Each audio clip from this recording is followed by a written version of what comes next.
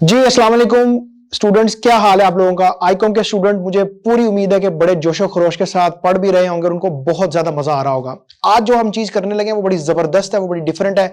और आज जिस तरीके से आप कमर्शियल ज्योग्राफी पढ़ेंगे उसका मजा दुबाला हो जाएगा। ठीक है जी। आज हम अपना सेकंड चैप्टर शुरू करने लगे हैं और सेकंड चैप्टर है हमारा फिशिंग के बारे में।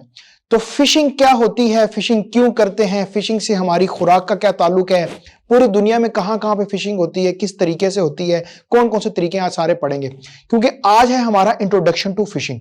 अब इंट्रोडक्शन के अंदर ये जो चीजें मैंने अभी एक सेंटेंस के अंदर बताई हैं, हम सारी की सारी डिटेल के अंदर देखेंगे कि भाई फिश पकड़ी कहां पे जाती है, किधर से आती है, क्या ये समंदर से आती है, क्या ये घरों में पाली जाती है, जैसे घरों में मुर्गियां पाली जाती हैं। नहीं भाई, घरों के अंदर तो सिर्फ डेकोरेशन के लिए रखी जाती है फिश। जो असल खाने के लिए जो इस्तेमाल होती है ना, वो डिफरेंट जराए हैं उसके, जो आज हम बड़े डिटेल के अंदर पढ़ेंगे। तो अच्छा जी, फिशिंग बेसिकली करते क्या है, इसको किस तरीके से हम सम अप कर सकते हैं, जो पेपर में लिख सकते हैं basically. So act of catching fish is called fishing. So act of catching fish is called fishing. So this is drive from an old English word जिसको हम एंजल कहते हैं, जिसका मतलब मीनिंग के अंदर होता है फिश हुड, यानी कि anything which is related to fish. तो ऐसी चीज जिसके अंदर मछलियों को पकड़ा जाता है, समंदर से मछलियों को, आप देखें मछलियों को पकड़ पकड़ के बाहर निकाला जा रहा है। अब basically term fishery is also use to describe the waters where fishing take place.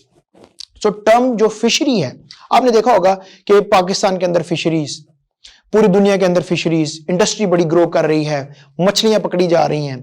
तो बेसिकली द टर्म फिशरी जो है ना, is also use to describe the waters where fishing takes place. अब जहां पर फिशिंग होती है, अब आपको नजर आ रहा होगा कि इस वक्त एक समंदर के अंदर जहाज जा रहा है। अब समंदर के अंदर जब जहाज जा रहा है तो ये समुद्री जहाज नहीं है, ये वो फिशिंग करने वाली बोट है जो कि जाके नेट फैलाती है और जाके फिर उसमें से हम मछलियों उस जाल में फंसती हैं और फिर उसको हम निकाल के बाहर अपने इस्तेमाल के लिए यूज करते हैं। Now there are different levels of fisheries, there are different levels of fisheries. Level क्या मतलब, इकसाम कह लें इसको। रिक्रिएशनल फिशिंग, रिक्रिएशनल क्या है, बंदा आराम से कैप पहन के बैठा हुआ है और कैप पहन के वो समंदर में से मछलियां, समंदर नहीं है इस वक्त, वो एक छोटे से रिवर के किनारे बैठा है और खूबसूरती से रिक्रिएशनल एक्टिविटी कर रहा है। क्या है, अच्छा सा प्यारा सा मौसम है, उसने डाली है जी ये, और ऐसे छोटा सा आगे वो आगे लगाते हैं, छोटा सा गोश्त का पीस लगा देते हैं, वो आगे मछली छोटी छोटी मिलती हैं पकड़ने के लिए, वो कांटा आप डालते हैं और कांटा डाल के मछली को पकड़ते हैं। तो ये रिक्रिएशनल, जो पहला लेवल है वो रिक्रिएशनल है, यानी कि ऐसे ही बस ठीक है मजा लेने के लिए। दूसरा लेवल क्या है जी, small subsistence fishing. Small subsistence का मतलब ये होता है कि आप छोटे दर्जे की फिशिंग, छोटे दर्जे की फिशिंग मतलब जैसे कि एक छोटे छोटे माहीगीर होते हैं, क्या समंदर में गए अपनी बोट लेके, जैसे पाकिस्तान के अंदर बलोचिस्तान के साहली इलाकों के अंदर ये वाली छोटी बोट्स, आपने यकीनन अगर आप गूगल करेंगे तो आपको नजर आएगा कि बलोचिस्तान के इलाके के अंदर भी जो ग्वादर का इलाका है, वहां पर जो मछलियां पकड़ी जाती हैं वो इस तरह की छोटी छोटी बोट्स के ऊपर बैठ के पकड़ते हैं। इसी तरह इंडिया के अंदर भी, बॉम्बे के एरिया के अंदर भी इसी तरह छोटी छोटी बोट्स के ऊपर जाके पकड़ी जाती है। तो स्मॉल्स का मतलब ये कह लें ये एसएमई है मछलियों की, जिसके अंदर क्या है कि सबसे पहला चीज वो जो फिशरमैन है वो क्या कर रहा होता है कि वो अपनी फैमिली के लिए पकड़ रहा होता है मछलियां, कि अपनी फैमिली का पेट पाल सके। फिर जिस दिन ज्यादा पकड़ी जाती हैं तो उसके बाद वो क्या कहता है, उनको मार्केट में जाके छोटे स्केल पे बेच भी देता है। तो इसको बोलते हैं जी स्मॉल सबसिस्टेंस फिशिंग। अगला लेवल बड़ा इंपॉर्टेंट है, अगला लेवल है जी large commercial fishing. Large commercial fishing का मतलब ये है, देखें टोकरियों की टोकरियां फिश, टोकरियों की टोकरियां मछलियां उसके अंदर डाल रही हैं, वो बाहर निकाल रहा है, उनको आगे लेके जा रहा है, पूरा प्रोसेस हो रहा है। अब लार्ज कमर्शियल फिशिंग वो चीज है जो एक पूरी इंडस्ट्री बन चुकी है, जिसका ताल्लुक है आपकी इकोनॉमिक जियोग्राफी के साथ। कि अगर भाई ज्योग्राफिया था, ज्योग्राफी के अंदर आपने पढ़ना था ह्यूमन का, मैं रिपीट करवा रहा हूं जो पिछले लेक्चर में किया था, human relationship with its environment, इंसान का उसकी एनवायरमेंट के साथ रिलेशनशिप क्या है, तो मछली के साथ उसका ताल्लुक क्या है। मछली, अब मछलियां पकड़ना एक पूरी इंडस्ट्री बन चुका है, इसलिए इसको कहते हैं, ये वाले लेवल को बोलते हैं लार्ज कमर्शियल फिशिंग।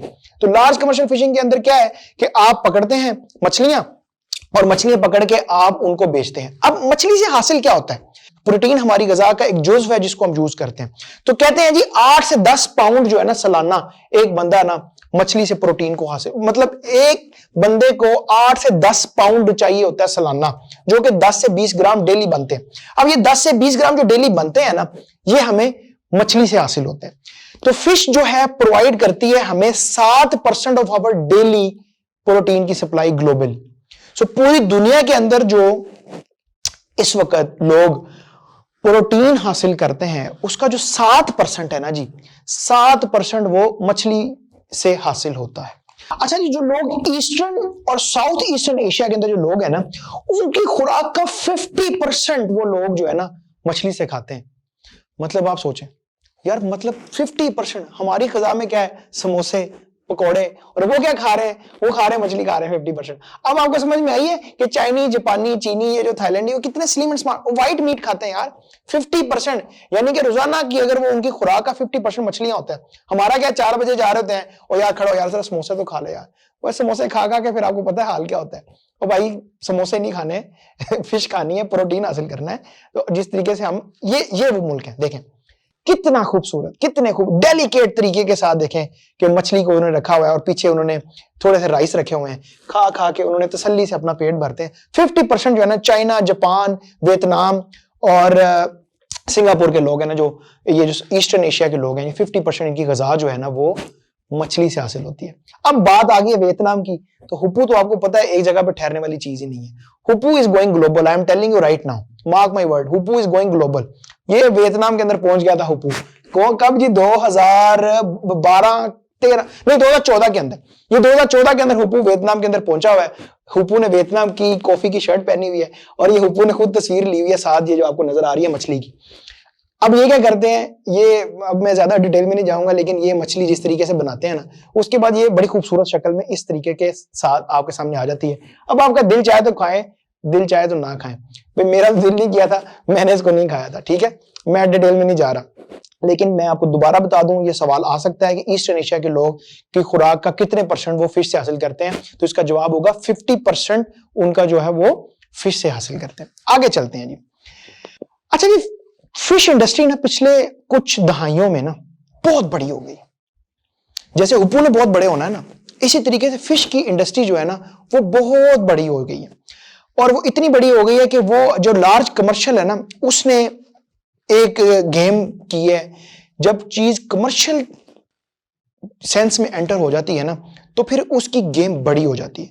बड़ी गेम होने का मतलब ये है, सोचे क्यों बड़ी हो गई, ऐसा कौन सा अमर था कि जिसने मजबूर कर दिया मुल्कों को या लोगों को कि वो छोटे छोटी जो बोट के ऊपर फिशिंग करते थे, वहां से निकल के उन्होंने बड़े बड़े बहरी जहाजों की शक्ल में अब जहाज जाते हैं और फिशिंग करते हैं, ताकि वो इसको पूरी इंडस्ट्री के अंदर पैसा कमा सके।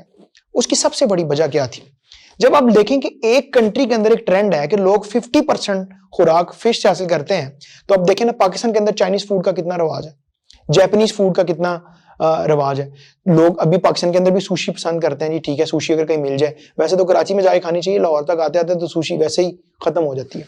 लेकिन ये एक ट्रेंड है, जैसे अमेरिकन लोग बहुत ज्यादा चाइनीज फूड को पसंद करते हैं। दीज आर द ट्रेंड जिसने बड़ी ज्यादा डिमांड जनरेट कर दी। जब डिमांड ज्यादा हो गई तो फिर उसका क्या नतीजा निकला कि वो फिर लार्ज स्केल कमर्शियल स्केल के ऊपर फिशिंग होना शुरू हो गई। दूसरा बड़ा पॉइंट, जब डिमांड होती है तो उसका कुछ रिजल्ट निकलता है। अब आप देखें, ये आपको पीछे देख के आपको कुछ समझ में आ रहा है कि ये क्या हो रहा है बेसिकली। एक तो ये था ना, समंदर में आपने जाल फेंक दिया, जितनी मछली आ गई। अब देखें there is a focused approach. अब अप्रोच क्या है कि छोटे छोटे उन्होंने ट्रैप्स बनाए हुए हैं, और ये समंदर के अंदर बनाए हुए हैं। इंडस्ट्री डेवलप कर गई, इंडस्ट्री इतना डेवलप कर गई कि उन्होंने सोफिस्टिकेटेड तरीके ढूंढ लिए मछलियों को पकड़ने के। जैसे हमने समोसों की डिफरेंट टाइप बना ली ना, आलू वाला समोसा, कीमे वाला समोसा, और पता नहीं कौन कौन सा समोसा, मतलब, और उन्होंने मछली पे फोकस करके इंडस्ट्री को अपनी को एडवांस कर लिया। ये एडवांस का एक तरीका देखें, समंदर है, समंदर के अंदर छोटे छोटे पॉन्ड्स बने हुए हैं और वो ट्रैप्स बना के मछली को पकड़ रहे हैं। अब इंडस्ट्री जब डेवलप हुई तो इंडस्ट्री की डेवलपमेंट के अंदर किन किन मुल्कों ने अपना किरदार अदा किया?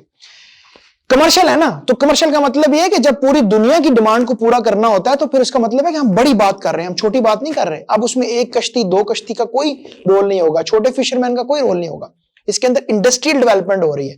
हमने ये देखना है कि किस किस मुल्क ने अपना किरदार प्ले किया इंडस्ट्री को डेवलप करने के लिए। सो सबसे पहले रशिया, क्या खूबसूरत चीज, मेरे तो भूख लग गई है, समोसों से छूटे और ये सलमान को खाएं, सलमान को खाएं, सलमान। अब हंसना शुरू हो गए होंगे जिन लोगों को पता है, और यार खुदा के वास्ते इसको सालमोन कहना छोड़ दें। और इसका नाम सामन है, इसको सामन कहते हैं, और इसको पकाने का तरीका भी बड़ा फंटास्टिक और बड़ा डेलिकेट होता है।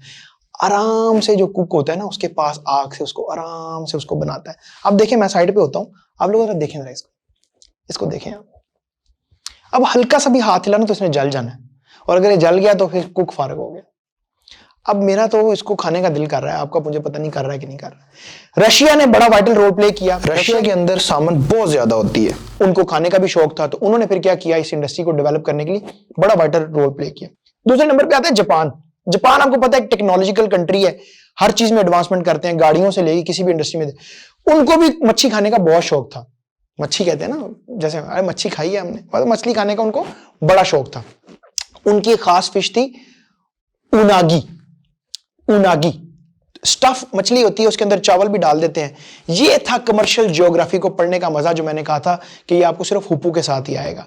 ये थी वो चीज जो मैं कहता था कि मिसिंग है, जो आईकॉम के स्टूडेंट डिजर्व करते हैं। बल्कि मैं कहता हूं कोई भी स्टूडेंट जिसने दुनिया की सैर करनी है ना, उसको हुप्पू की ज्योग्राफी की क्लासेस लेना उसके लिए मस्ट है।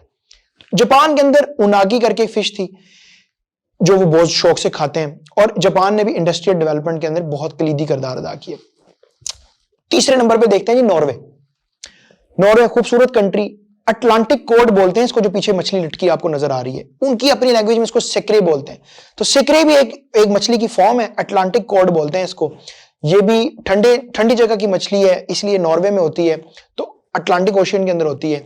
तो ये वहां की मशहूर मछली है। और Norway is the third country which played vital role to flourish the industry.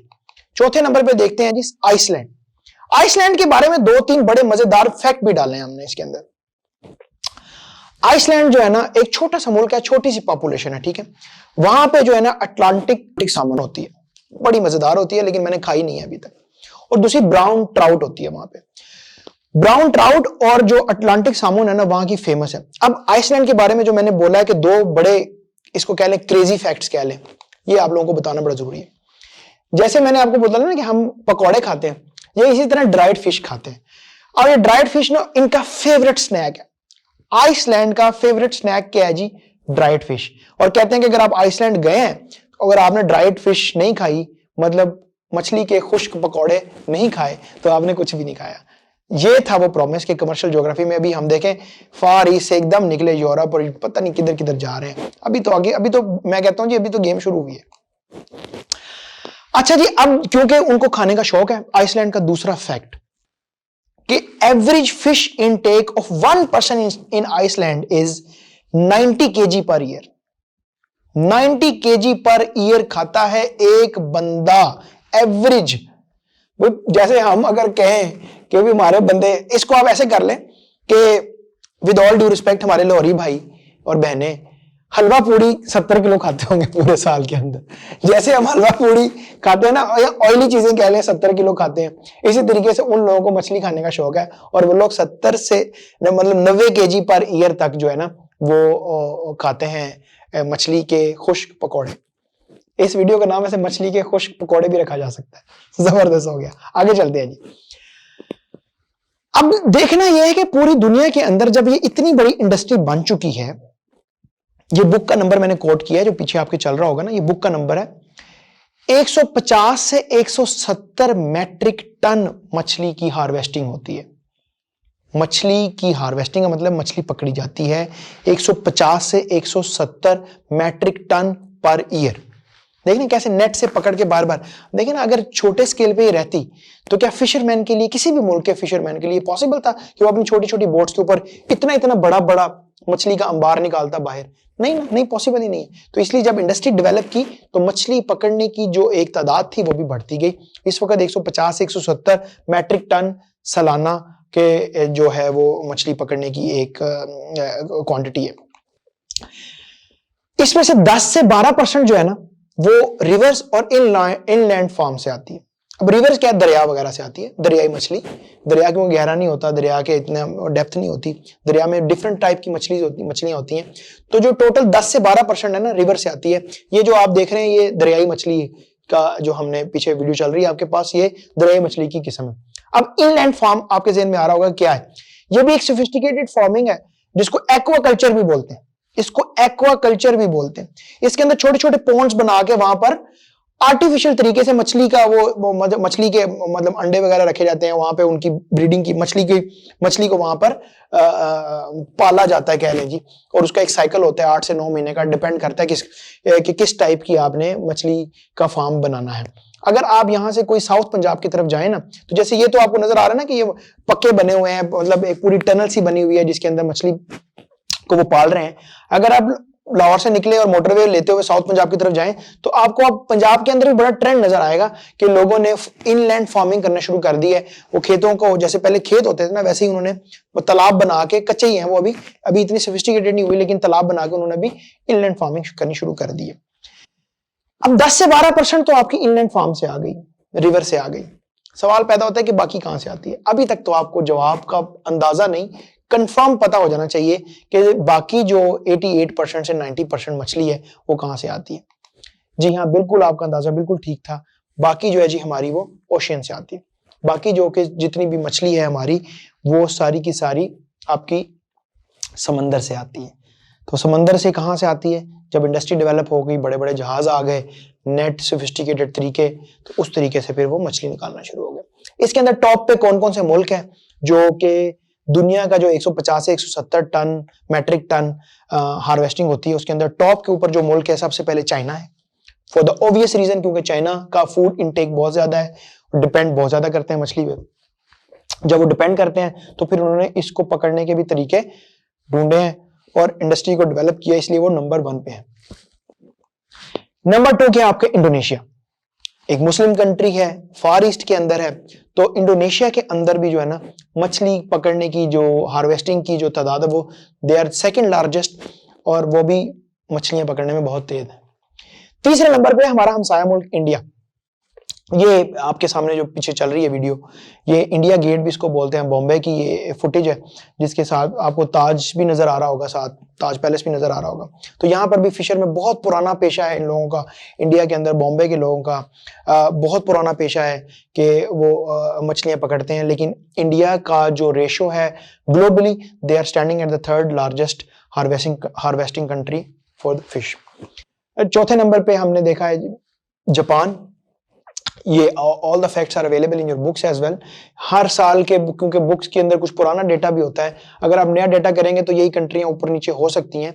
तो जापान बुक के मुताबिक चौथे नंबर पर है। इसी तरह नीचे चिली, रशिया कंट्री, वहाँ चिली भी बहुत मछलियां पकड़, टॉप 10 कंट्रीज के अंदर आता है। रशिया भी आता है टॉप 10 कंट्रीज के अंदर, लेकिन ये जो 4 हमने टॉप की डाली है।